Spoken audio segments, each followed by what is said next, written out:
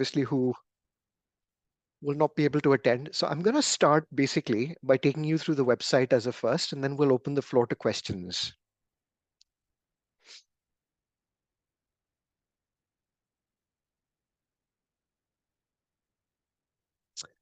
Okay, so Ranjit, is my screen visible and can you see the website? Yes. Excellent. Okay. So how do we log on to the website for those of you who have had no end of problems having access? Simply because we've got people who've got more than one profile. We also have people who have kind of had problems with the access. So if you go to www.improveacademy.com, it will take you to this page and you have a sign in. And the easiest way for you to kind of log into the website is go through the sign in page by entering your email address and your password.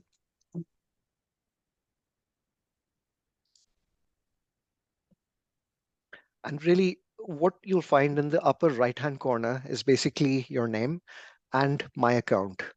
Now, that gives all your details, but just below that, what is very important when you go into my account is that you make sure that your name is spelled properly, because that's exactly how it will print out on your certificate once you complete the course.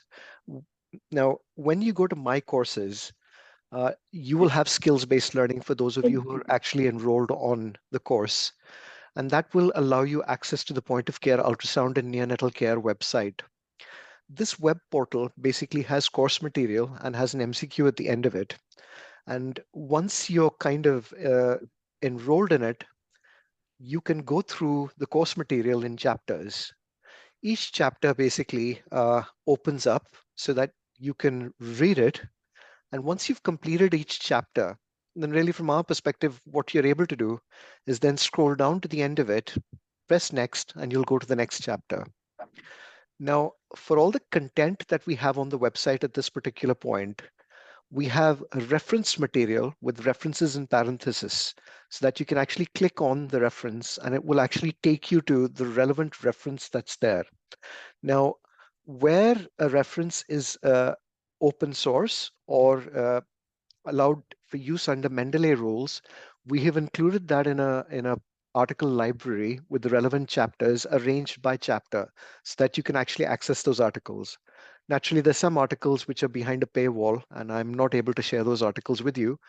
But you should be able to gain access through Athens through OneKey so that you'll be able to read the articles.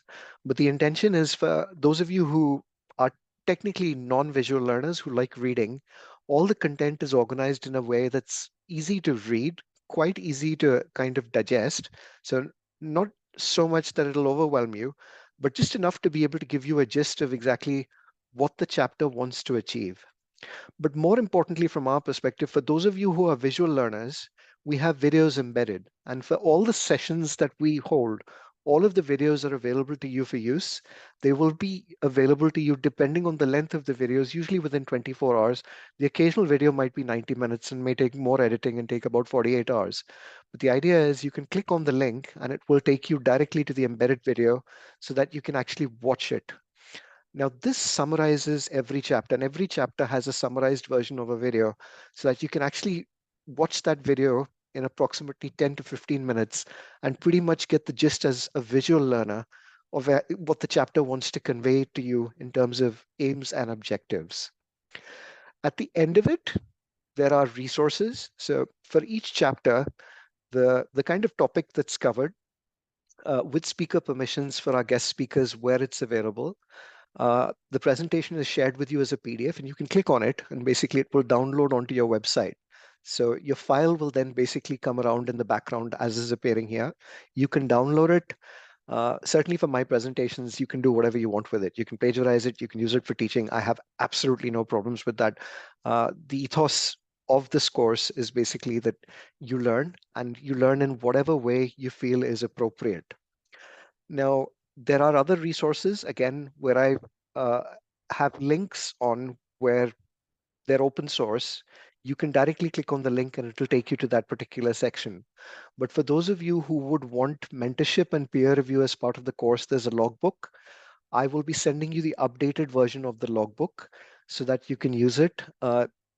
Obviously, some people may find that quite onerous and may not want to do it, and it's entirely optional.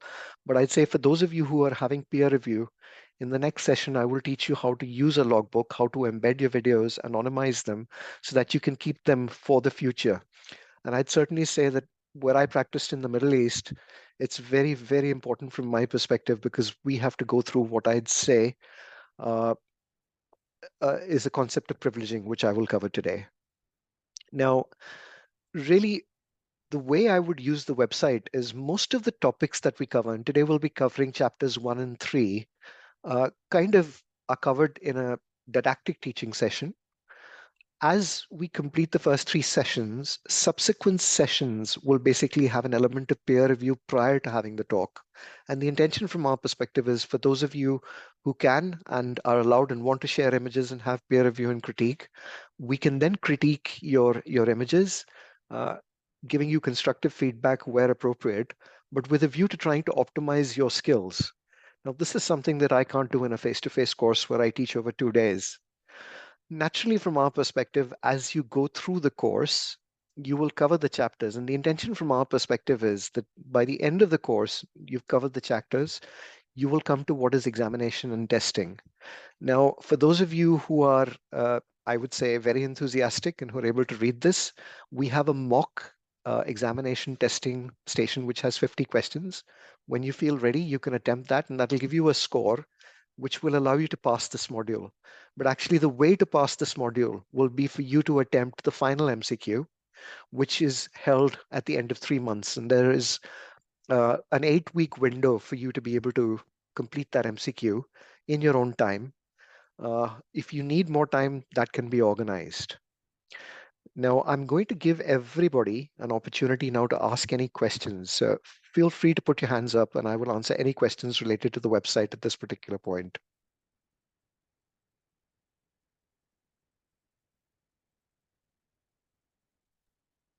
Any questions? Any questions in the chat?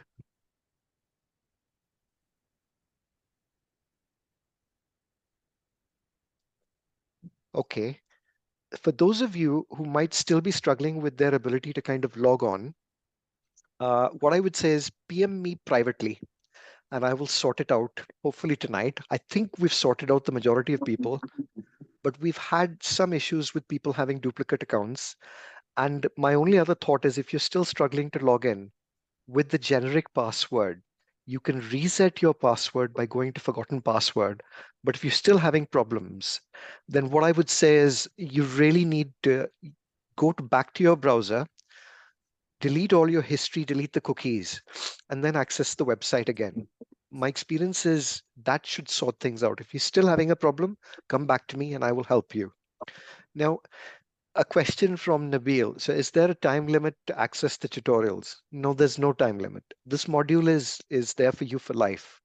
What it basically means is that the module as it is evolves. There are chapters added. There's content that's added and modified as medical science progresses. So, from our perspective, you can do these modules in whatever time period you want. You can attempt the MCQ in whatever time period you want. My only thoughts are that the actual teaching, the face-to-face teaching and the peer review is really 4 months. Now, for those of you in my previous batch who struggled, we've offered you to rejoin peer review in this particular batch as well. So if you're going to struggle to do that, there's an option of joining the next peer review, but the peer review sessions will end after 4 months. And that's why it's really important from our perspective that you make maximum use of these sessions. For those of you who can't attend the sessions, each session, as I said, is recorded, and it's recorded and made available to you through WhatsApp, basically through your private YouTube channel, and is also embedded onto each chapter in the module so that you can watch it wherever you want. The beauty of the module is you can access this on your mobile phone. You can access it on your computer, your desktop at home. You can watch the videos on your mobile phone. The web module has been developed so that you can interact with both of them. So there's no time limit to access the tutorials, but the peer review will close. For the testing, again, I would encourage you to try and finish the testing within 6 months. It's simply because, we have about 35 participants, and last group, we had 25 participants who went through peer review and went through logbooks. The, the reference that I provide is very objective and very detailed. It will detail all your competencies in your logbook. For those of you who peer review, we sign off your competencies as you achieve those. So the kind of concept is that once you've been able to recognize a particular competency, and I will show you the logbook in the next session, then what we do is every Sunday, I will be sitting down and reviewing the video or the images. Now, I have a second question is where do we drop our images for peer review? Okay, so there are two ways to do that. Now, there is a limit on peer review. Now, we normally do about 60 minutes of peer review max, some dedicated peer review sessions, but peer review will usually be about 30 minutes, which usually means that we can do 6 to 8 participants doing 5 minutes each. That usually involves a small PowerPoint slide with a history of the case, followed by your images. And I will show you how to do anterolateral scanning because the majority of you will really be doing anterolateral scanning to start off with. But the idea is you can share those images, they have to be anonymized, and they have to be shared with us in a manner that is not patient identifiable. You should have institutional permission for this where it's necessary. More importantly, from our perspective, for those of you who want to scan, and I will talk through the levels of competency. You might not be able to share all your images because of the volume of your scans. So if you want mentorship and you want peer review, we will provide you with a Dropbox. This is an encrypted account, again, where you can store your images. Each of you gets your individual Dropbox. Now, the most important thing from our perspective is that everything in that Dropbox has to be anonymized. If I find that it's not anonymized, or if I find that you're sharing images that are patient identifiable, I will delete them immediately. But more importantly, for the peer review sessions, I cannot then share that. That session gets wasted, it gets deleted. And I would say that having anonymous peer review and being able to go back and watch the video is really, really helpful. Uh, how to share images for peer review. Okay, so that is basically through a Microsoft PowerPoint. I will go through that in the next session if that's okay, Ashraf. Any other questions? Anybody else? Who can peer review images locally? I'll take that up in the talk, Avinash.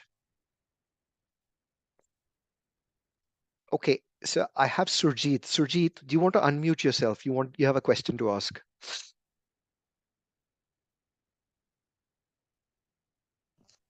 Hello, sir. Good evening, sir. Hi, Surjit. How are you? How can I help? I'm good, sir. So, how to anonymize the patient's identity and all? Like, we usually, when we take scans, we save scans in our machine. So, we usually mention the name and that comes as it is. Okay, so all machines, at least the GE, the Philips, and I would say uh, all modern machines have the ability for you to download the images without the name through patient anonymization. I will be sharing a small video of how I do that with you on Monday next week. Now, for those of you who can't do that, my advice would be that you can take a small record of that image, and I want moving images on your phone without recording the patient identifiable material. So no names, no date of birth, but if you had a weight or a sex, that wouldn't necessarily be a kind of a deal breaker. But you can take an image with your phone. You'd be surprised how good iPhone images are these days when you're sharing images. Our last batch did that quite a bit. And I mean, the image library that they produced was absolutely amazing. So that's the second way to do it. The third way to do it is the way that we've done it over here is that when you're doing the scan, you don't put patient details on the image. Now, that's legal in India. That's legal in some places, but I don't think you'd be able to do that in the UK or the UAE, where you should be doing a scan because it's clinically indicated, as opposed to trying to learn and practice on a well baby. Now, my expectation in India is that you do that, that you consent parents, uh, I think for me, what is important is that you're doing this with some governance where it's clinically indicated. But yes, what you could be doing in that situation is taking 4 images of the anterolateral chest, saving that without patient details. The second way to kind of then do the images, put the patient details, and then just repeat the images. The total duration it takes to do an anterolateral scan uh, with R1, R2, R3, R4, and the left side, it's 90 seconds. And the handling to the baby is very minimal. Okay, we have how long will our improve account remain functional? It's forever, Arif. If you have an improve account with the actual chapter on it, there's no restrictions. We will not restrict your use. If anything gets added, any new chapters get added, then really from our perspective, we'd be in a situation where you'd be able to access that at any point. The MCQ will change with every batch, unfortunately, because we don't want people to share the MCQs. We work on a Centel-based system. I've got a question from Satish. Uh, is handheld probes of ultrasound able to use and record for peer review? I'm not sure that I get the question. Satish, do you want to unmute yourself and just ask me the question? Hello. Can you Hi. hear me, sir? Yeah, I can hear you, Hi. Satish. Yeah, I'm Satish. I'm working in North Devon District Hospital here, UK. Now there is a prevalence of handheld machine like butterfly Oh, and yes. Philip. Yeah, I get Yeah, that. so a Yep. lot of so we can easily record in the handheld machine, and it is easily recordable. And there are options to hide the name and also. Is it a good device to use in? So it depends on your probe. Now, most handheld machines work on the concept that you'll be using a linear probe, uh, which is decent. Now, as long as your frequency in the probe can be adjusted to above 8, you'll get good images. I've seen them, and actually, from our perspective, it's an opportunity. One of the beauties of this course is you will see images from a variety of different machines. You will see people sharing those images. And what I will be trying to kind of teach and learn from you is how you make interpretation with images that might vary with different probes being used, and how you basically use clinical correlation to make an interpretation of an image irrespective of the probe. So you can actually use uh, uh, a convex probe or even a sector probe to do a lung ultrasound. And as long as you know the limitations of using the probe and you're clinically correlating, you can very much make a diagnosis without any significant problems. I think the key thing is knowing the slight differences. So by all means, use it. And again, what I would like to do is where I feel that we're not getting images of a certain kind of quality, the idea of the critique is to try and help you optimize that. And we'll be teaching you a lot how you use your individual machines, how you change depth, focus, and how, from our perspective, you alter frequency in order to optimize your image. Because with all different kinds of machines, an element of nomology changes between different machines. Okay. Uh, any other questions? Last question, last 2 questions. What is the name of the encrypted system you use so that I can start the process of governance approval to share images? Okay, so Sophie, we use Sana over here. Now, Sana basically from our perspective allows us to transfer images directly from our ultrasound machine to the platform. But if I want to download anonymized images, I can download the file from my ultrasound machine by basically anonymizing images through anonymous mode. So what it basically says is de-identify the patient, and that'll take off all patient identifiable material. So that basically allows us, now if you have a safe stick in your trust, you can use a safe stick to download those images. They're not patient identifiable. You can't identify the patient name or date of birth. What is important from a governance perspective is that you're doing a scan which is clinically indicated. Now, the question that people often ask me is, well, what if I find something? What if there's something wrong with that scan? Now, during your learning phase, governance says that and I would recommend that as you're learning, you do your scan first, you clinically correlate, you make your diagnosis, you write your report. But after that, you do your chest x-ray, and your chest x-ray is your gold standard. So your chest x-ray then basically functions as a proxy for your diagnosis until such time as you understand that actually lung ultrasound is much more sensitive for the diagnosis of a pneumothorax as compared to a chest X-ray. Now, we're researching that, and the learning curve is usually about 3 months. So after 3 months, most people become confident enough to be able to make diagnosis. Uh, I'd say that after 6 months, I felt confident enough to basically be able to make decisions based on the diagnosis I was making without chest X-rays. That learning curve varies, and I'm going to talk about that a little bit more. Ashraf, can I send an example for MP4? You can. So again, in your Dropbox account, you can save the images, and I'm going to show you today how I do it, just to make it nice and simple, but also so that you don't consume a lot of space. I've got just another message from somebody. Isn't it possible to do an audit on lung ultrasound along with this course? I'm afraid not. I'm afraid not. The idea of this course is we have no ability to be able to, I would say, you'd have to basically have trust, permission. You'd have to fill in a gold standard in an audit form. But there are other research topics. And for those of you who are interested in wanting to do some research, the next 3 to 6 months is a beautiful time. We have a few topics that I can suggest to you. And if you want, the last group is already publishing 2 topics. So, it's a really good opportunity for you to get involved in it. I'm going to have to stop there now because we're 20 minutes in. And what is really important is that I take you through a little bit of the nuts and bolts again in a more formal way. But more importantly, we talk about competencies. So I'm just going to stop my screen share at the moment.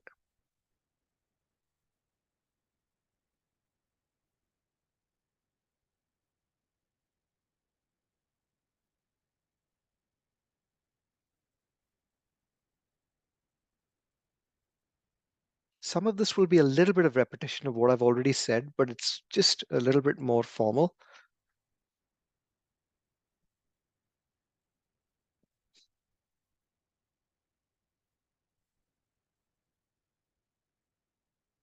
So I'm just going to share my screen.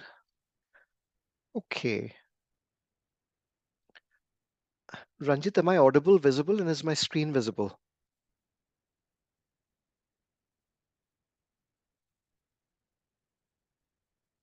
Your screen is visible, Alok.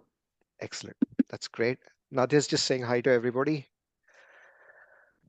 So what we're going to talk about, A, is a little bit of who we are. I think very important to have conflicts of interest declared. So uh, the Improve Academy is basically a group of a few individuals. We run courses on simulation, point of care ultrasound, and I would say patient safety. We were established in 2012. We are a not-for-profit. So I think what I'd like to say from our perspective is whatever monies you pay are invested in actually development of the website, the web portal, which I'm sure you'll agree, the videos, it takes a huge amount of work. But more importantly, we pay all our speakers an honorarium. We pay for their time. It's really important that the course is sustainable. What we aim to do from our perspective is introduce you to an evidence-based standardized approach to performing lung ultrasound.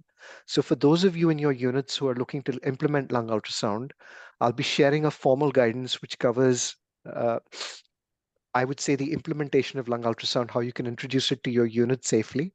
It also covers how you might be able to use paperless systems to be able to develop a framework for reporting and storage of your images depending on your setup.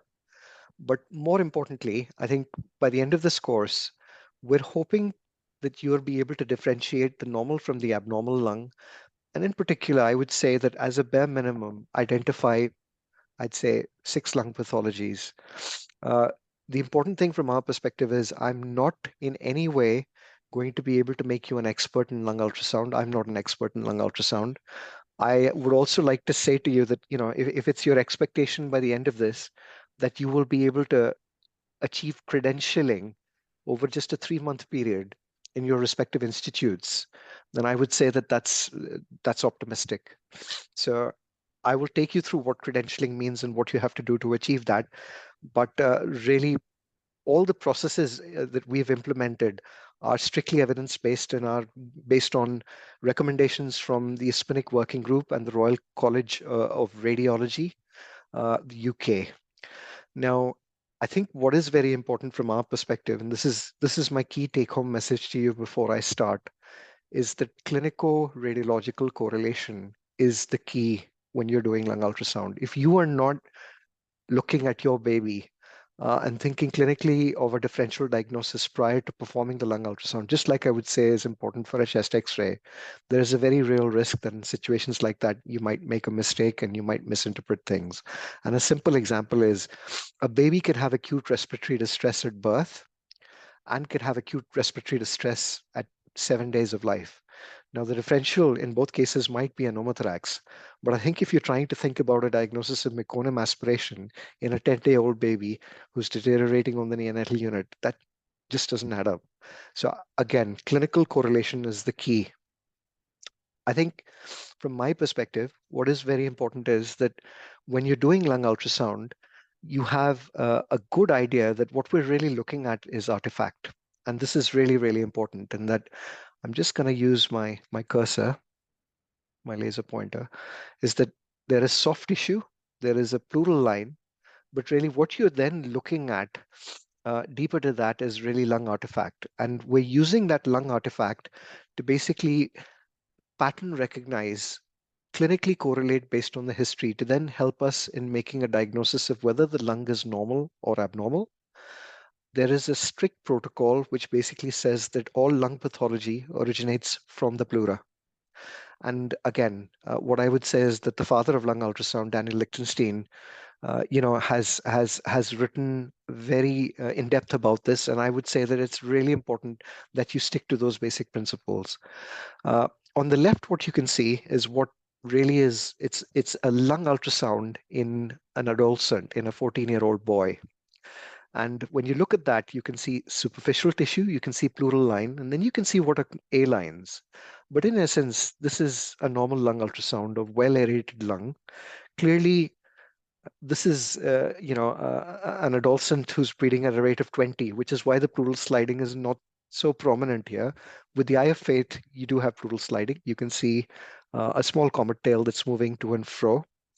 But on the right-hand side to that, what you can classically see is lung ultrasound in a term baby using a linear probe. And you can see a rib casting a rib shadow, which is also visible over here in this adolescent, with pleura moving, with what I'd say is some A lines, and then you can see a B line coming in here, and then some comet tails. Now, these are all terminology that we will be going through. So the next chapter will cover physics of lung ultrasound, a little bit of, I would say, nomenclature. And then subsequent to that, what we will be covering is the normal lung. And then after that, we'd be covering the abnormal lung. And the intention from our perspective is to take you through how you pattern recognize using lung ultrasound to be able to come to a correct diagnosis. Now, I'm just going to give you a small case to give you an idea of how it's helped me in my practice. And this is an interactive kind of a discussion. So I'm going to nominate. So let's see. So Ravi, Dr. Ravi, can you hear me? Yes, I can hear you. Lovely. So Dr. Ravi, we have Dr. Satish Kumar. Dr. Satish, can you hear me? Yes, I can hear you. Lovely. So you have a buddy, Ravi, you have Satish. I'm going to give you a history. You obviously have a chest X-ray. We're going to talk a little bit about the management of this baby. And then really what I'm going to show you is the lung ultrasound findings and why I did it. And then we can talk about the clinical correlation. So this is a baby delivered, antenatally diagnosed at 30 weeks to have a significant left-sided congenital diaphragmatic hernia. This was a late diagnosis. The baby had an in utero MRI, which again, from our perspective, confirmed this at 33 weeks. The lung heart ratio was actually pretty reassuring in that they felt that there was a good indicator that this baby should do well. It's a boy. 37 weeks, this baby was induced. The mother basically then delivered. And really, from my perspective, this baby was intubated at birth. We kind of, as per our protocol, used pressures of 25/5 with an FiO2 of 100%.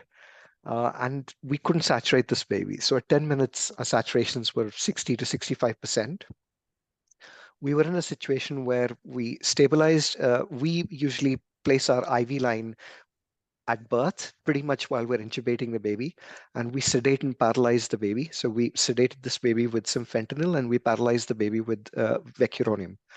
And despite going through that, we had good chest wall movement, good air entry on the right side, reduced air entry on the left side, but our saturations remained at 60%. So the baby was subsequently transferred to the neonatal unit. Our saturations at that time were about 65, 70. We sent for a blood gas, and this is the X-ray. So what do we think about the X-ray?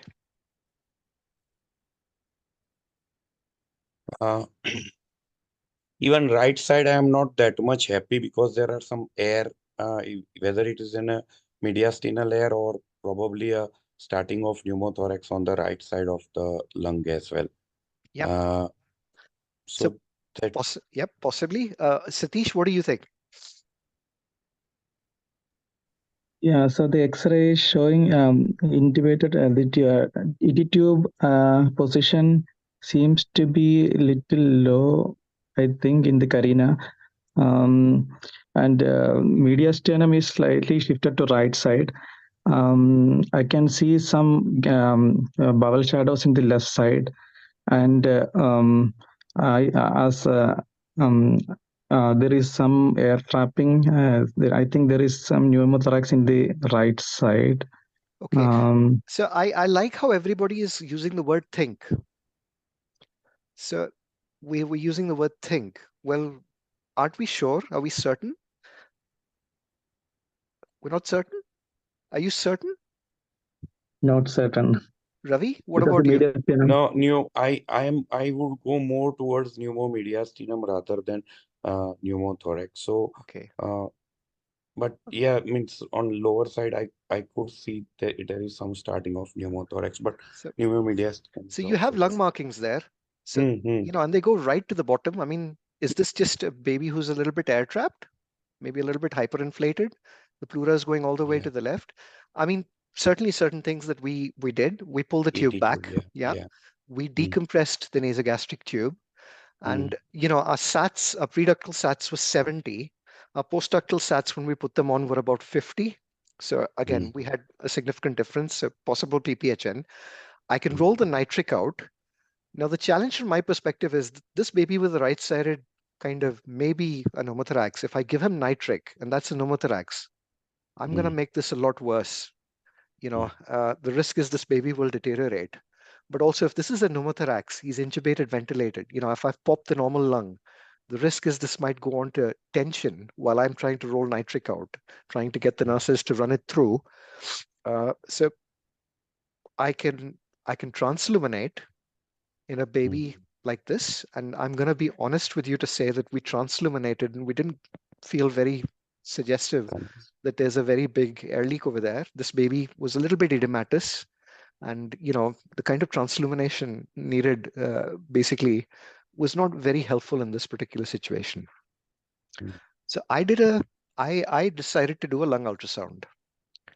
Now, this is just the right side of the lung, and with the eye of faith, what you can see is you can see lung. And anybody want to kind of make a judgment what kind of ventilation we're on?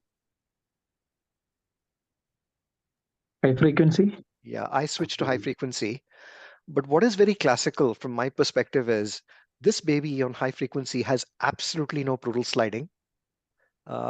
More importantly, he has a complete A profile. A dash actually is what I'd say. And the reason for that is normally for a baby who's just been born, you expect some B lines. You expect up to 3 B lines per intercostal space, and there's absolutely no B lines. And this is just another ultrasound. And really what you can see is that very quickly, I mean, even on the oscillator, the lung is just not moving at all. But more importantly, if I just show you on this particular point, you have rib shadowing, which is classically called a truck sign. All these features are suggestive of a significant pneumothorax. Now, this is a linear probe. I'm basically using a frequency at this particular point of about 12, and it's giving me virtually the whole R1 region, which is the upper lobe with R2 down to the liver. Now, that's a significant air leak, this particular point. Uh, how do I confirm that? I do a barcode. I basically do M mode.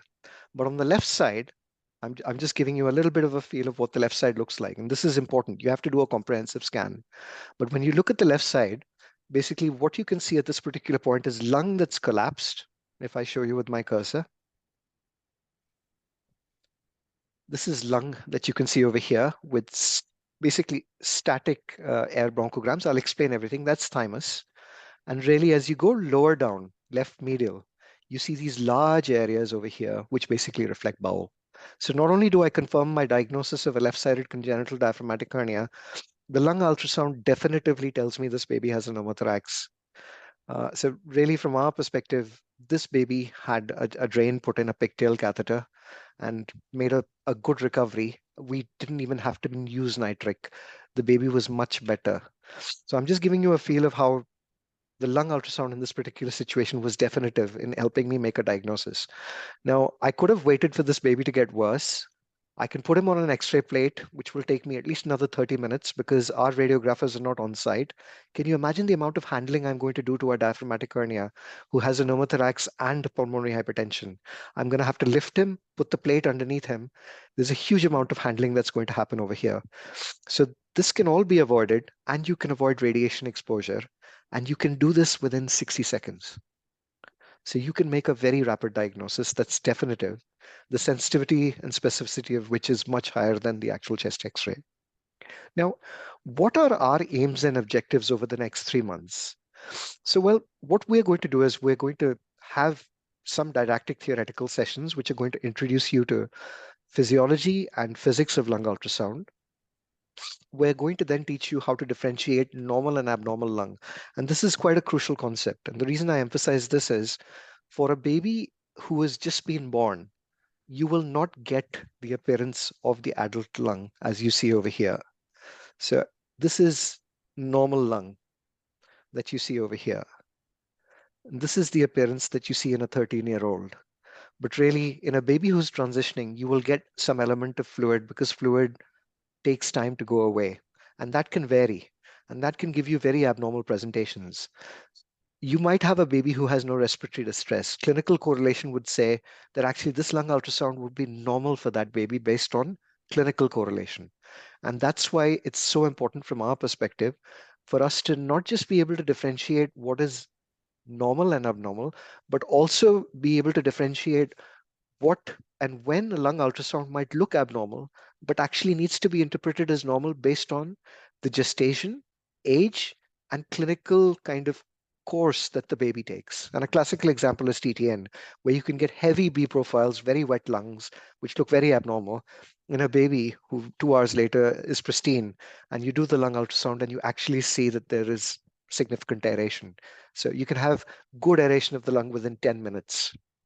Now, few other things. As a bare minimum, by the end of this course, you should be able to identify and differentiate transient tachypnea of the newborn, respiratory distress syndrome, meconium aspiration, pneumonia, pleural effusion.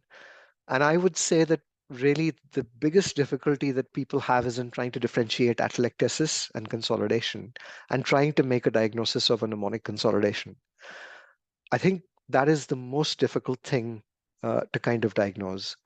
Pneumothorax has quite a variable learning curve, and the important thing from our perspective is it depends on the incidence of pneumothorax in your unit. And if you're a unit with a very high incidence, you'll find that your learning curve will be less steep. But if you have one pneumothorax in a year or every 6 months, it might be a very long time before you get confident in being able to diagnose pneumothoraces. More importantly, we will teach you how to implement lung ultrasound protocols. We share this with you It's for you to use. The intention from our perspective is you can make it better. And the last batch have made our lung ultrasound protocol much better. I expect that you guys will surpass them. There are resources that you can continue to use. It's for as long as you want to use them that are available on the website. You can use them for teaching if you want to. You can use them when you feel that you want to train others. But the intention from our perspective is some of you uh, will obviously become master trainers in your institute. Now, the intention from our perspective is you would be most welcome to use these resources, whatever is available. You can use them as they are, you can modify, you can change them, but any patient identifiable material that is there, in my opinion, should always be anonymized. At least all the resources that we have are completely anonymous. You won't have any patient identifiable material. We have consented our patients for use. So again, if you want to use any of our material for teaching purposes, feel free to go ahead and use it. It's under Creative Commons distribution copyright. At the end of the course, the intention is that you have peer review, but we need to have some idea of your understanding of clinical correlation, your ability to make a diagnosis. And when you attempt the MCQs, you'll get a good feel. So the MCQs basically talk a little bit about lung ultrasound physics, but the heavy emphasis is on your ability to be able to pattern recognize, then to be able to make a diagnosis, and then to be able to clinically correlate. But at the end of it, we also want to assess your ability to make decisions. So it's a very interesting process, and I'm sure one that all of you will enjoy. Very quickly, this is what the abbreviated course looks like. We've doubled the time that you have to do this, because what we realize is that for those of you who want peer review, it we need to give you a good duration, which is usually about 4 months. After 4 months, we'll stop peer review, but the intention is the way we will progress is by covering the basics of lung ultrasound this month with the normal lung, pretty much progressing towards the abnormal lung. But after that, we will then focus on each individual pathology in much more depth, giving you an overview of how you make the diagnosis. You can read the chapters simultaneously. At the end of it, we then give you what is, I would say, the approach. And the clinical approach means that you can have a baby with respiratory distress crashing on a ventilator. Now, your clinical correlation over there and what you want to come to a diagnosis for to treat will be very different to a baby who has respiratory distress and is not intubated on day one. And really, the approach to the baby who's being admitted to your an ICU on at say a few hours of age might be to differentiate TTN and RDS. And the real question in that situation is, whilst you might want to start antibiotics, can you keep this baby with the mother? Versus differentiating the baby who has good established RDS who is going to progress. There's good evidence actually that you can now use lung ultrasound scores to do that. So as we progress, there's more. And sky is the limit. For those of you who want more, there is more. But my expectation from all of you in this course, by the end of it, is that you can differentiate normal from abnormal lung and you can diagnose those 6 pathologies. And if you can do that, pretty much I would say we've achieved our objective. I think for all of us, we have different learning curves, and I wasn't the brightest bunny in my class. At least that's what my wife thinks. So I think what is important is some of you will already have ultrasound skills and you'll be able to take the skills forward more quickly than others. Some of you have no ultrasound skills. And the beauty is we want you to learn as well. And the beauty of the course, and I emphasize this again, it actually, from our perspective, the research that we've done so far, 175 people through the course, shows that for those of you who are learning lung ultrasound for the first time, at the end of the course, you're as good as everybody in being able to make a diagnosis and clinically correlate. So, don't feel that if you've not touched an ultrasound machine before, that you can't learn and that it'll take a longer time. Now, in terms of the course format, I've told you there is didactic content for those of you who want to read. There are interactive webinars for those of you who want to kind of learn the theory and have peer review. For those of you who are short on time, I don't expect you to read each and every word. If you're able to attend the first 6 sessions and practice and just watch the videos for the first 6 sessions, you'll clear your MCQ without any problems. At the end of the day, we also want to motivate you. And really, a project that we gave our last group, and we came to a kind of a consensus, was basically getting them to design a reporting tool and a reporting form. And that reporting form is what I'll be sharing with you. So it's hard work from the last group that benefits you. And I'd welcome ideas from you about any areas that you'd like to look at that you might kind of want to do. We're a big group. We're technically 50 people.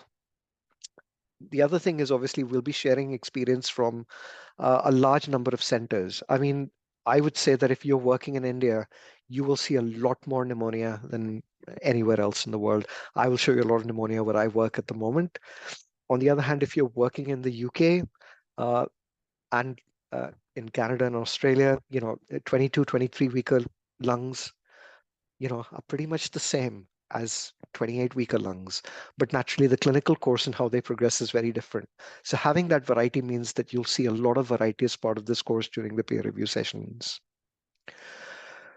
Your account and access, just simple summary. If you still can't log on, PM me and I will help you. But the intention from our perspective is that each account has a chapter. Each chapter has its video. You can watch that video in about 10 minutes to kind of make head or tail of what that chapter is trying to achieve. At the moment, we have 13 chapters which are written. 2 more will be added by the end of the course. They usually added in the last 4 weeks. The intention is we don't want to overwhelm you. We want to keep something for later. Now, all content referenced in green parentheses is basically references. And these references are hyperlinked. You can click on them. Just to repeat that where available, where Mendeley approved or where open access available, these references are part of your article library. I have provided you access to the article library on Dropbox today. You can read, write, edit, add, but please do not delete. Please do not delete under any circumstances, because really we've collected a lot of the material on that with a lot of hard work. So it's very, very important that you don't delete, but feel free to add. And if you're adding something, there are lots of articles that you can share. The intention of using the WhatsApp group is, again, I don't want you waking up at 3 o'clock in the morning because Dr. Sharma is kind of sending messages at 5 o'clock in the evening in the UAE. So I would advise that you keep the WhatsApp group muted. The reason for the WhatsApp group is naturally, especially in the early days, people want access. There are teething issues with how you use the website. Now, basically, I review the WhatsApp very quickly, as does Anjali, who works 9 to 5 for me. So again, if there are any problems, any difficulties that you encounter, we're at your beck and call pretty much for the next 3 months. We share articles with you through the WhatsApp. We will share videos with you through the WhatsApp. Some of the videos are embedded, some aren't. And certainly for these sessions in particular, the videos that we will share with you will all be shared via WhatsApp, but also be available on the web portal. Importantly, what I would say is that the best way for you to learn would be to, I would say, definitely try and watch or attend the first 6 sessions, because they're absolutely key to your experiential learning. And I would say that for those of you who have access to a machine, if you're not practicing, and you don't have to practice in peer review with us, but you just have to put a probe onto the baby, because actually it's that simple. Putting a probe onto the baby's chest makes it very easy for you to identify artifact, to be able to make interpretations, which you then clinically correlate with, and a scan, an anterolateral scan. So this is just an infant. Really what you'd be scanning is the anterolateral regions. Now, if you have a linear probe, that's about 5 centimeters. That linear probe will give you all the information you need in 90 seconds. So it's really easy to do. It's really easy to perform, but unless you're doing it side by side, you're losing out. For those of you who can't do it, again, I would say when you can do it, come to me. For those of you who feel uncomfortable sharing their images in a group where you feel that you don't have sufficient anonymization to do that, if you want one-on-one sessions, I'm open to that. I've supported a lot of people. What I would say is that where possible, the one-on-one sessions will always be weekends. None of them will be weekdays. But it's really important from our perspective that whatever images that you take, they are completely anonymized. You can share them to the WhatsApp group. I share a lot of images to the WhatsApp group, They are all anonymized. There's absolutely no way you can identify where that image is taken, what that baby's weight, sex, age, name. You can't identify anything. And I can't emphasize enough. For me, it's a red flag. If you red flag once, uh, I will I will speak to you privately. If you red flag twice, that's a real red flag for me. 3 times you're off the course. So please do not share images if they're not anonymized. Uh, where do you find the Dropbox, Pauline? I'll come to that, Pauline. So just switching back to the presentation, because I know you'll have questions very quickly. We've talked about the video. Now, your interaction with the guest speakers, it's a really good opportunity for you to interact with people who are the best at doing lung ultrasound in the world. I am going to be honest with you. I think humbly, I'm going to acknowledge I'm not an expert. Uh, my field is lung ultrasound, but my field is also education, and I marry the two to try and make it easier for you to be able to learn. But I don't do diaphragms at all at the moment in terms of diaphragmatic excursion. There are certain things that obviously we do, but I'm not necessarily the best at follow-up of chronic lung disease. And for that reason, each and every speaker that we have on this course has an area of specialization that they will share with you. It's an opportunity for you to interact with them. If you're not able to interact with them and you have questions, each speaker basically has 2 talks each. And that means that if you've missed the first session, you've watched it, you can actually pick up with them in the second talk. Just remember, none of the speaker sessions will have peer review. That is very, very important because we want to maximize your ability to be able to interact with the speakers during their session. And peer review can become a little bit tiresome for you and them. Now, to access the Dropbox, you have a link that's provided to you. If you click on that link, it will give you access to the Dropbox, which basically has a library. And I'll just share with you what it looks like.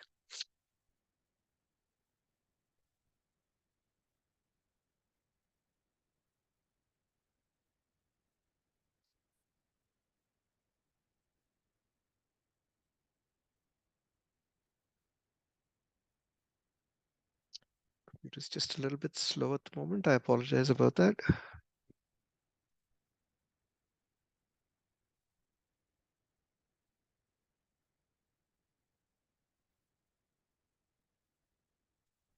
So I'm just going to share my screen again. So can you all see the Dropbox?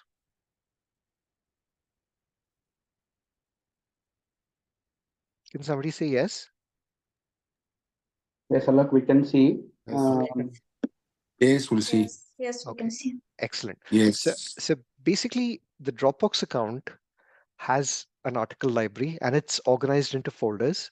So the folders basically talk about the current evidence for an approach to kind of how, if you want to justify doing lung ultrasound, which I don't think you should, but we have disbelievers, we have people who kind of feel that it's not necessary. There's a lot of literature out there, and I would say that these 4 articles pretty much cover most of it. There is then an article library. I'll be formatting this a little bit better so that we've got the kind of article library by topic. You have logbooks. Now, this is your master version of the logbook that you can see over here. I'm just going to open it up so that you can see it.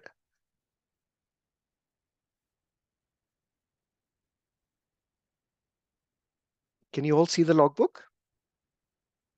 Yes. Okay, excellent. So this will be shared with you on WhatsApp on Thursday. It's a Word version. You can do it. For those of you who want and can practice a quorum concept, which I will talk about, you can pretty much get your signatures. If you have a radiologist who's supporting you locally, you can ask them to countersign. But really, for those of you who don't have a mentor and who want to learn and where your institute allows, pretty much once you've basically achieved a particular competency and demonstrated it to me, I will be signing you off based on a date and time. If you consistently show it, in particular, I would say consolidation, uh, difficult things, then naturally at some stage you become competent to perform this under indirect supervision.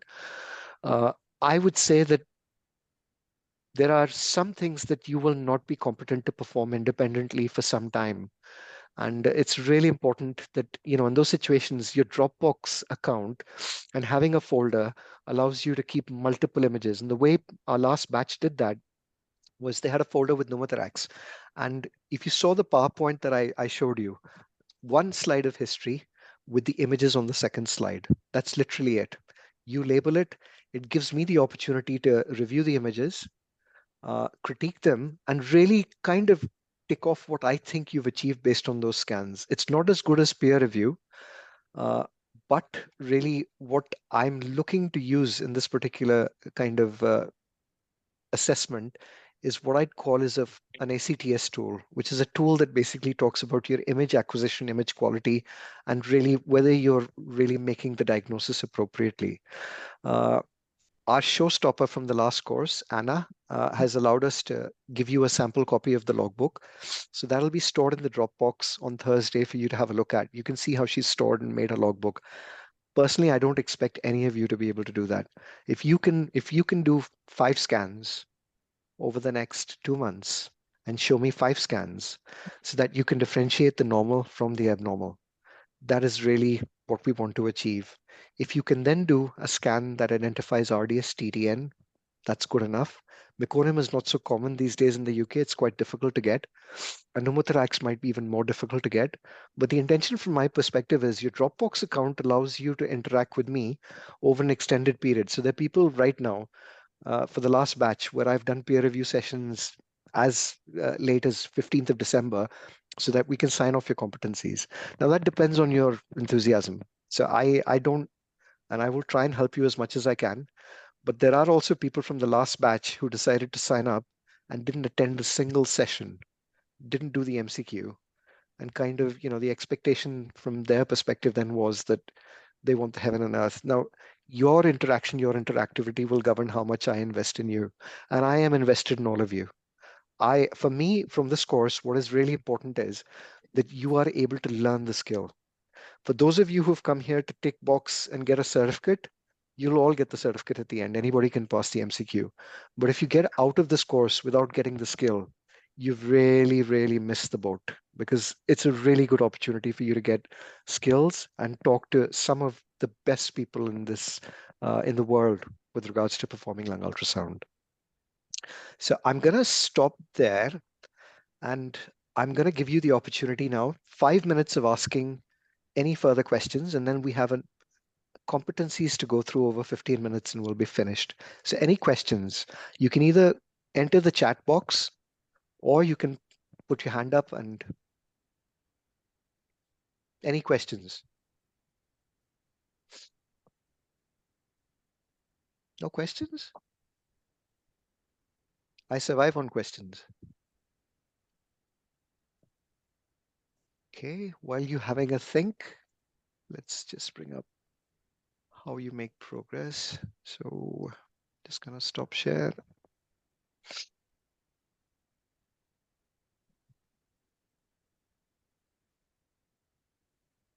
Now, any questions? Anybody? Anybody with a hands up? Nobody? Okay. So can everybody? Okay, I've got a question.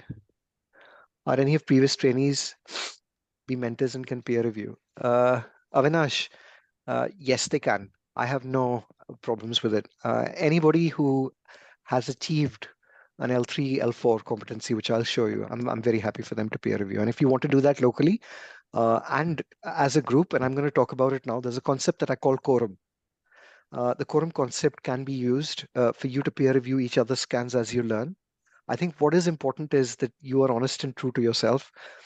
The benefit of using that concept is it is the most beautiful way to learn. Uh, and I'll talk about it, but really there's an element of interaction to it, which means that you can actually improve your skills, especially if there's somebody who's already doing it. Can we practically apply this to the pediatric population? No, absolutely. All of the pathology that you are going to learn over here is directly applicable to the pediatric population. I have babies who are 12 months old on my unit. Now, I am using lung ultrasound for them day in and day out. I have infants So, there are babies with heart failure, with congenital heart disease. It is a really powerful way to assess the response to diuretics. So, all of these applicable diagnoses are pretty much, I would say, can be made in the infant and I would say the the age group of babies who are older. I'd say just in the pediatric age group, there's certain intricacies and differences that I will be covering that are very, very important for you to understand. And that's an understanding of fluid in the lungs. In particular, what I would say is what is normal transition in a baby? And really, what is very important from our perspective is really the kind of chronic lung disease and how it might appear, because chronic lung disease has traditionally been spoken about as a problem with preterm babies, but chronic lung disease can take place in babies who have diaphragmatic hernias, who are ventilated for an extended period of time. It can develop in babies who have problems with congestive heart failure, who are ventilator dependent. And really, it's really important that you have an understanding of those slight differences. Uh, is it possible to decide on surfactant therapy based on lung ultrasound? Yes, completely. Not only can you decide on surfactant therapy, but actually it is more sensitive than FiO2. It is more specific than FiO2 as a cutoff marker for whether you want to intervene and give a baby surfactant. For units who are practicing LISA and using non-invasive respiratory support in the delivery suite, it is beautiful. What is important again is there are different ways of doing it. Lung ultrasound scores are used in different ways, and we'll cover the fallacies of the different scores. Again, why some people like using posterior region scores and why some people don't. The ethos is you keep it as simple as possible. So can I share lung ultrasound images for pediatric patients? Yes, please. As long as you can provide a history to us, Ashraf, I'd be very, very happy for you to share images for pediatric patients. Really important that we have a history. Uh, is it possible to demonstrate one real example of how we can fill the logbook? I will cover it next time. So I will be covering it. So please don't worry, Anastasia. I will cover it next time. So please don't worry about it. Okay. So any other questions? So feel free to unmute yourself and ask any questions before I move on. Can I ask a question? Please. Hi, Ashok, Alok. My question was that for this particular purpose, for sharing the lung ultrasound images, do we need parental consent as well? So what I would say is that it really depends on your institution and its guidance. If you can completely anonymize it, my recommendation would be yes. If you're practicing in the UK, yes. I think what you have to do is speak to them and say that nothing will be patient identifiable. I've not known anybody to have any problems in Chertsey, in Southampton. We've had a colleague from Imperial last year. We've had a colleague who's basically come down from Wales, Cardiff. Yeah. They haven't had any problems at all. I know that the guys at Southmead were not allowed to do it, and I had to basically have one-on-one sessions with them. So Right. again, what I'd say is you need to be safe about your practice. You need to do what your institutional guidance is. If it's helpful for you to do that one-on-one rather than in a group, I'm happy to facilitate that as well. But there is a way around it that I'm going to talk about. Okay. Okay. Thank Any you. other questions? Okay, so I'm going to go on to the presentation. Are my slides visible and am I audible? Yes. Okay, so Yeah. what we're going to talk a little bit about is the syllabus and the competency framework. Now, in terms of evidence-based kind of recommendations, the ISPNIC recommends, and I can tell you that when we do the consensus, which we're doing later on this year, the differentiation and distinguishing RDS from transendocypnia of newborn will actually be agreement A. So that means there are randomized control trials now that actually support the use of lung ultrasound to be able to differentiate RDS from transendocypnia of the newborn. It's useful for detection of pneumonia. I'd be very cautious and very careful in extremely preterm babies because they can have chronic lung disease. And again, meconium, where some of the features can overlap. And again, clinical correlation is absolutely key. But for me, what I'd say is that the diagnosis of pneumothorax and your ability to be able to treat pneumothorax and the diagnosis of pleural effusion, without a doubt, there is strong agreement. And I will show you cases where, I've shown you one today, but there are other cases that we'll discuss where you can see how beneficial it will be. I've recently had a case of high drops, just transilluminating everywhere, not saturating. Asymmetrical transillumination, because he's very edematous on one side versus the other. It's going to take 30 minutes to get an X-ray. Well, should I needle this baby because I can't saturate him empirically? Well, the lung ultrasound was definitive. This baby basically had a completely collapsed right lung. So again, what I would say to you is not only ruling in, but ruling out. So very good evidence, again, some of which we'll talk about. But really what we want to discuss in this chapter is, with the evidence, how do we go through a process of learning lung ultrasound, being able to learn properly, learn the theory, learn how to implement the theory, and then basically be able to develop competencies that then mean that we can practice this in a safe manner. What we know is that there are different ways of learning, I would say anything. There are face-to-face courses. We run face-to-face courses as well. The challenge with the face-to-face courses, in 2 days, I will cram you with a huge amount of material that you will have to digest. And really, there's no element of peer review. I can't improve your skills. Not only that, we can't actually get a feel of how you're doing.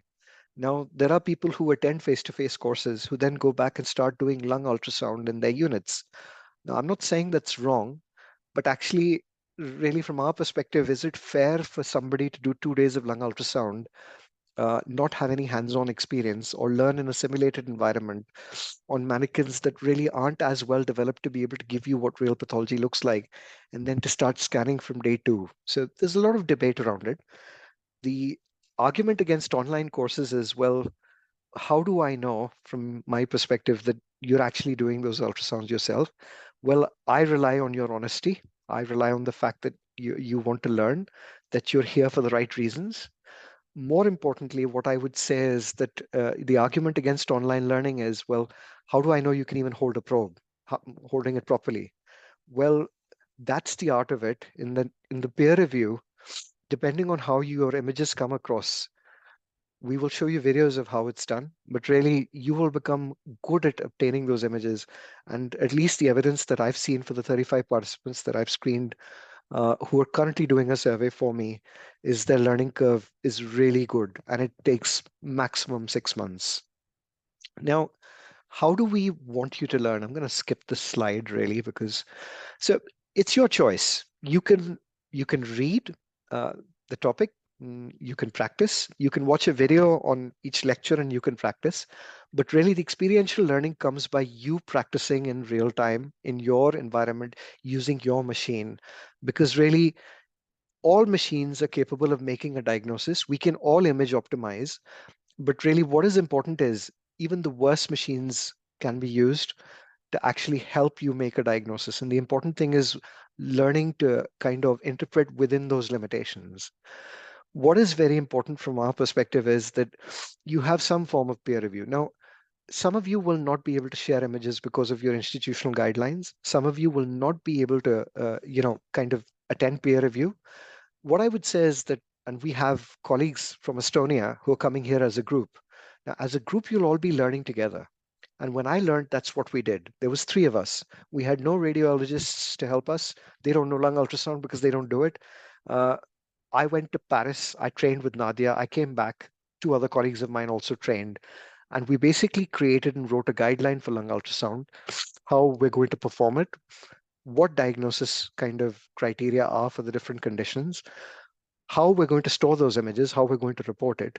But really, when we started doing it, the agreement in principle was that 2 people would have to review that image, and we weren't going to use it for decision making at the start. We call that a quorum concept. It was eventually 3 people. And every month we would meet, review and peer review our images to kind of see whether our clinical correlation and our diagnosis was correct. The safety for us was in being able to perform a chest X-ray to confirm the diagnosis as a proxy. So if I'm doing a lung ultrasound in a baby who's acutely deteriorating with saturations that make me worry that this baby might have extubated, might have an pneumothorax, might have worsening PPHN, really I'm going to follow a set structure to make that diagnosis. I'm going to look at those clinical criteria as described in my guideline. I'm going to report it. And really, I'm going to follow it up with a chest X-ray until I feel confident enough to be able to do it, to the point where either a trainer has signed me off, or we've got enough peer review in our logbooks through the quorum method of colleagues doing it locally to establish expertise enough to say that we're safe at practicing it. And that's where I would say that institutes who learn lung ultrasound together are more successful in implementing it, but more importantly, are better at being able to understand the limitations. And a simple example is if I'm confused, I have the ability, at least in my institute over here, to phone a friend and kind of say, can you review the images? Because actually we have a paperless system where the images are all online and stored. So it means I can phone a friend. Now, that might not be possible with you, but if you're doing a lung ultrasound in the day and you have a friend who can interpret it with you and you're confused, that's two brains better than one. And it keeps you safe in being able to document. Now, that is called the quorum concept. What is very important after the quorum concept is the concept of institutional credentialing or privileging. Now, in the UK, there is no such system. In the UK, when I learned cranial ultrasounds, I went for a course. I got the didactic training through a 2-day introductory cranial ultrasound course. I came back, and my consultants basically would peer review my scans. And I did about 50 scans. And then, lo and behold, I think after 10 scans, everybody was relatively happy that I could kind of say a baby has IVH or doesn't have IVH, that I could kind of make a diagnosis of, I would say an element of severe HIE.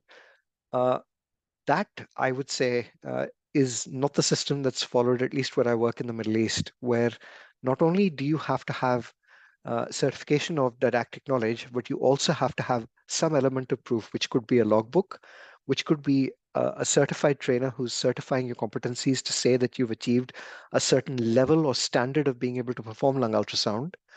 But not only that, you also have to be trained in the clinical workflow process, which means that if you're doing a lung ultrasound, you're able to store the images, you're able to write a report with clinical correlation, make an interpretation, you're able to put limitations of that report. If a baby's crazy and moving like mad, and you cannot get into the axilla to be able to get, I would say, an R3, R4 image, or you're on the left side and you've got a dilated stomach, which is interfering with your ability to get the left Zohr zone, being able to kind of document that as one of the limitations of why you might not have good quality images is quite crucial. Now, it's an amalgamation of this didactic teaching along with your ability to clinically correlate, keep a log of your scans, and demonstrate that you can do this clinical workflow that then goes to what I would say is a privileging committee, which could be your departmental chair, could be your radiology department locally, who then say, well, you've got the privileges to be able to kind of practice this. And the advantage of this, at least where I work, is if I change the institution, I can move these privileges with me with all the certification and proof that I have. In the UK, I would say that the way around that is developing a guideline, which I'll share with you. You write the guideline, which basically says how you're going to perform the scan, how you're going to make a diagnosis, which diagnosis you're going to make, and how you're going to report it. And in the interim, while you're learning, you get a chest x-ray, which is a proxy for your diagnosis. And that basically helps you learn. And in my logbook, when I maintained it, I kept a log of my images, why I made a diagnosis, and really what the radiological diagnosis was. And you'd be surprised that the correlation is fairly accurate, but more or less lung ultrasound becomes a little bit better in certain situations as opposed to others. Now, for us, how have we put this into practice and how are we going to share this with you? And this is pretty much the slide that I'm going to end with. So we have 5 levels. Now, the idea from our perspective is all of you are currently level 1, whether you have the ultrasound training or not. Some of you may have already attended a formal lung ultrasound course, but for me, you will all start at level 1, which kind of means that you're doing didactic theoretical learning. It's the first 6 sessions. You attend those first 6 sessions. And in the first 6 weeks, I need you to complete 5 introductory scans. You can do that locally, get peer review locally, do it as a quorum locally.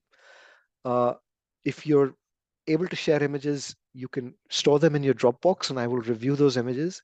You can peer review some of them online and we will do some OSAT forms for you, which basically structurally analyze them. But the intention from my perspective is that you're able to pattern recognize A and B lines and that you can differentiate normal from abnormal. And 5 scans, I would say, is sufficient for you to be able to pattern recognize pleural sliding A and B lines. For recognition of normal, abnormal, and pathology with clinical correlation, which is level 2, you have to perform a larger number of scans. Now, it depends on how you want to do that and what period you want to do that. You've got a Dropbox, you can keep the images in it if you want to, but experience says that over a 3-month period, performing 25 scans, or over a 6-month period to 1 year, performing 50 scans brings you to a level which kind of means that you'll feel more confident being able to do lung ultrasounds and independently report. That's level 4. And then level 2 and level 3 are kind of in between, where if you've got a trainer, you're doing lung ultrasound based on your guideline with supervision. That supervision might mean that you have an X-ray to back you up, with supervised reporting, which kind of means that you have the X-ray to back you up, but you're peer reviewing with colleagues so that you have somebody who can quality assure your scans. And really, experience says that over a year, the literature and at least the evidence, which does not exist, but has been developed by expert organizations like the Australian Society of Ultrasound Medicine, talks about doing a minimum of 30 scans, 10 of which should be normal and 20 should be abnormal, covering a variety of pathology. So a minimum of 30 scans is what ASIM recommends after their course. We kind of have agreed that an ideal person being able to do scans, if you can do 25 scans over this period, all of you will qualify with L3 on your certificates, as long as you have somebody who's signed it off in your local hospital, or we've had some element of peer review. For some of you, you will have neither. And really what I would say is that that final test that you take, your MCQ, is a very good marker. It's 50 questions of pattern recognition, clinical correlation, and decision making.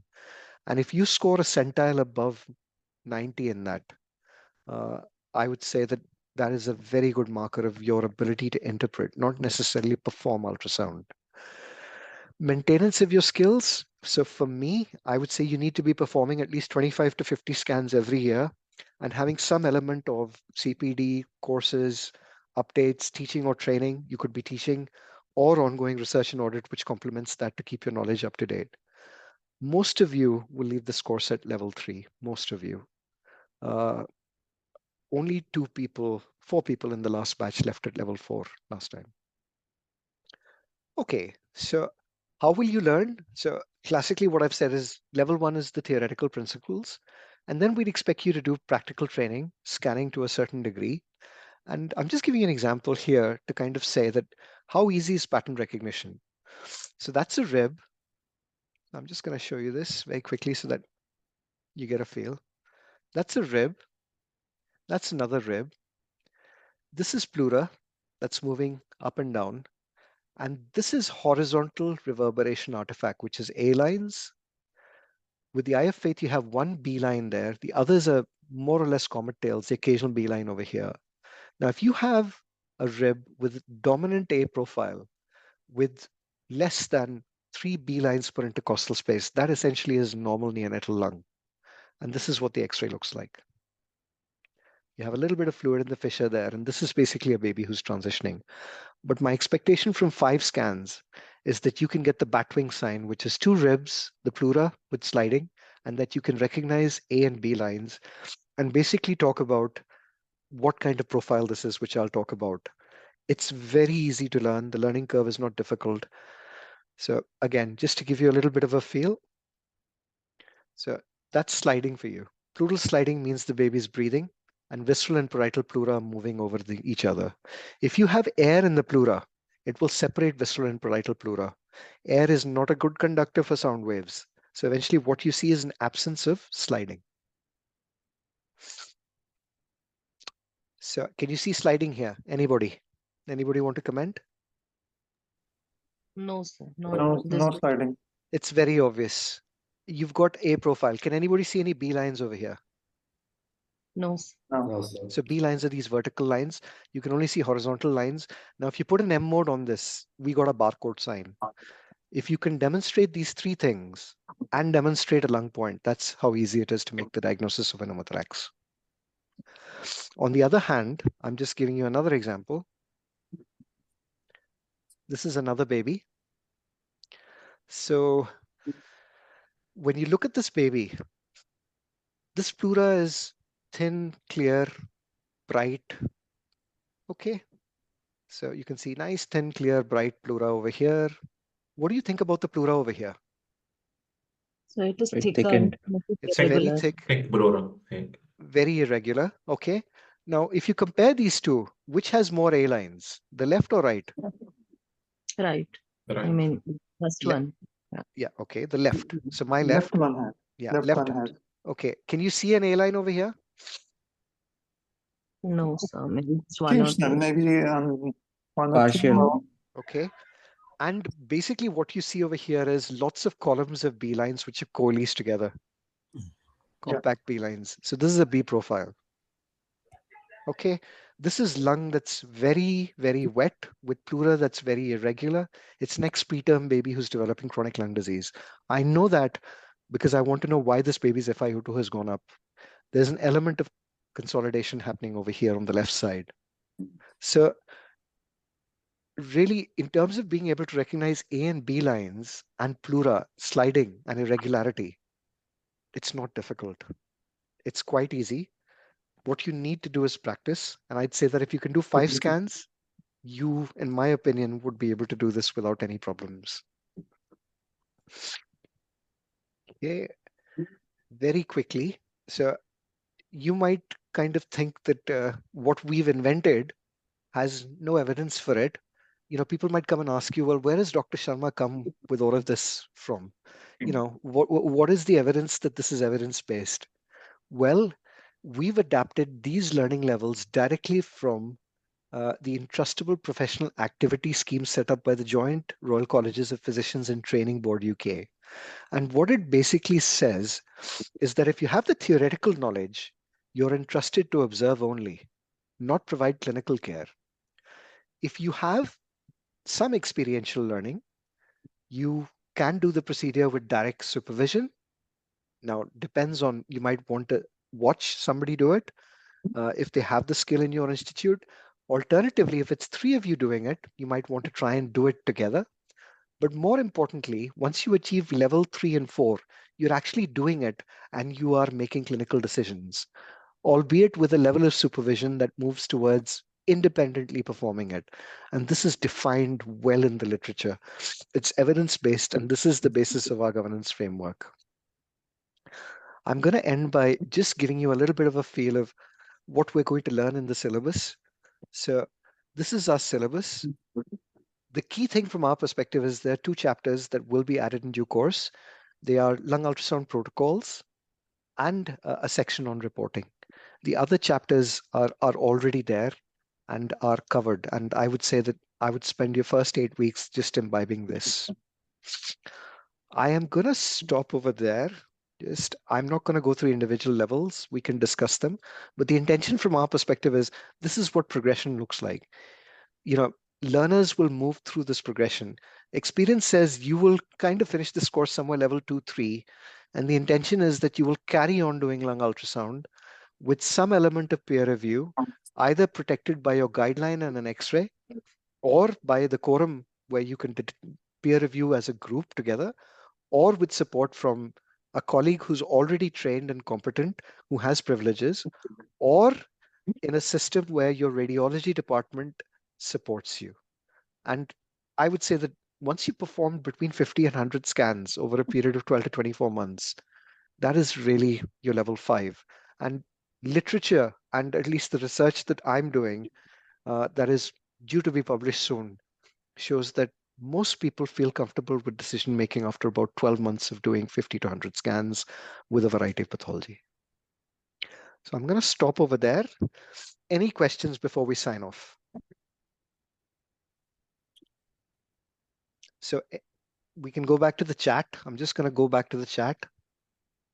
Yeah, is checking ET position part of course learning objectives? Yes, we'll teach you how to do it. So we cover the airway as well.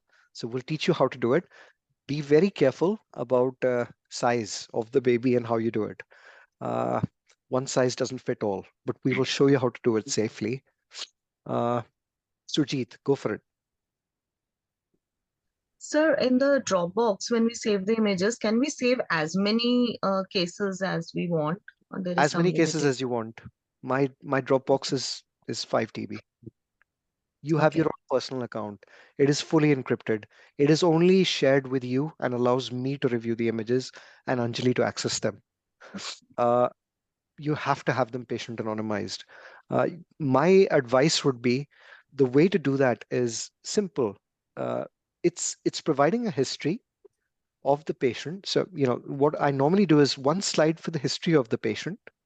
I then usually go through anterolateral scanning and anterolateral comprehensive scans if I'm doing lung ultrasound scoring, and a comprehensive scan if I'm looking for pneumonia. So the idea from my perspective is I want you to demonstrate the zone of interest. Uh, that usually is 4 slides. It's R1, R2 front, R3, R4, L1, L2, L3, L4. That's literally 4 images. So your slide should have a little bit of history so that we can clinically correlate the images. And really what I'd say is a chest x-ray. And my advice to you is don't tell people what the chest x-ray shows. Let people mentally model. I'm going to teach you a concept called mentally modeling that no other course teaches. The idea from our perspective is you mentally model, clinically correlate, and 2 people make the diagnosis. And then really we look at the chest x-ray and we see. And often you'll be surprised that we pick up things that the chest x-ray doesn't pick up. Okay, Ashraf, thanks. I think we're looking for level 5.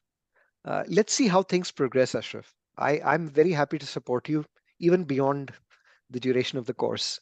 It's up to you, it's your enthusiasm. I have absolutely no problems to that. For those of you who want peer review, so Fuad has asked, how can I get access to the Dropbox? So I need you to reply back to the group today to say, we would like to peer review. And I will then create your personalized Dropbox accounts over this week. There's no intention that we start peer review before the first 3 topics are over. We're going to do the first 3 topics. We're going to have didactic teaching. And once they're over, then really from our perspective, that's when we start. Okay. I've got Surjit. Yeah, Surjit, go for it. Sir, like I just heard you mostly talking about anterior and lateral areas, sir. Matlab, you don't prefer posterior No, zones. there should be an indication. Look, I would say there are indications for comprehensive scans. If I have a baby with respiratory distress where I'm trying to make a diagnosis of a pneumothorax and he's supine, air will rise anteriorly and laterally. When I do my lung point, I'm going to move from the medial to the lateral side of the air. The posterior regions, unless it's loculated air, are not really going to kind of give me a lot of information. You don't diagnose loculated air on ultrasound. You diagnose it on possibly CT and chest X-ray. And that's why chest X-ray has its advantages in certain situations. RDS and TTN can be diagnosed by anterolateral scanning. Now, in a 22-weeker or a 23 or a 24-weeker, how much do you want to handle this baby? So how much do you want to move this baby? This baby's supine. You want to turn him. You want to handle him a lot if you can make that diagnosis with anterolateral scanning. On the other hand, if I have a baby where I've got a rise in FiO2 and respiratory distress, intubated, ventilated, and really from my perspective, there's nothing on the anterolateral scan and I can't explain it, then this baby needs a comprehensive scan. And mnemonic kind of consolidations tend to go in the dependent areas. Fluid tends to go in the dependent area. So there are indications for a comprehensive scan. I think saying that you do a comprehensive scan in every baby, I think would be a lot of handling for some babies who don't need it. Avinash? Hi, Alok. So in babies who come with respiratory distress and get admitted, most of the times they're put in prone position. So is it advisable to then supine them and leave it for half an hour and then do an anterior and lateral scan, or is it okay to do a non-comprehensive posterior scan? So what I'd say is that, again, if you're kind of making a diagnosis of TTN and RDS, the BRATS protocol basically says that you can use the posterior regions as you would use the anterior regions to lung score them. Make a diagnosis and make therapeutic interventions. I think there is a school of thought which kind of says, let's do a comprehensive scan, want to do posterior regions. And I know Mahmood, my colleague in the UK, very learned, tends to prefer, when he wants to make a diagnosis of RDS, doing all the regions.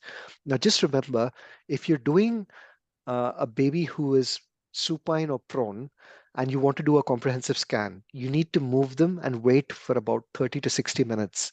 Now, again, it's all the handling and the movement. For a big term baby with TTN, RDS, it's not a problem. But for an extremely preterm baby, do the scan first posteriorly, then move him, turn him around, then do the anterolateral regions. What I will be teaching you is how to have a look at the posterior zones through the posterior axillary line for a baby who's supine. And that can help. I think the risk is for mnemonic consolidation, it can miss things. I'm not going to go into too much detail because we'll discuss RDS in a lot of detail.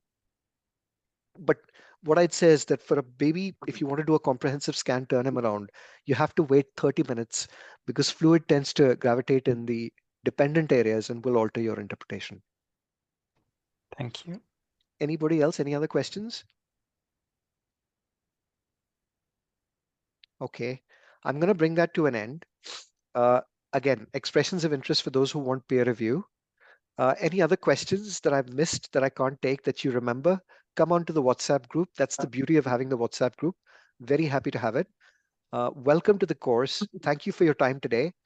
Most sessions will be about an hour and a half.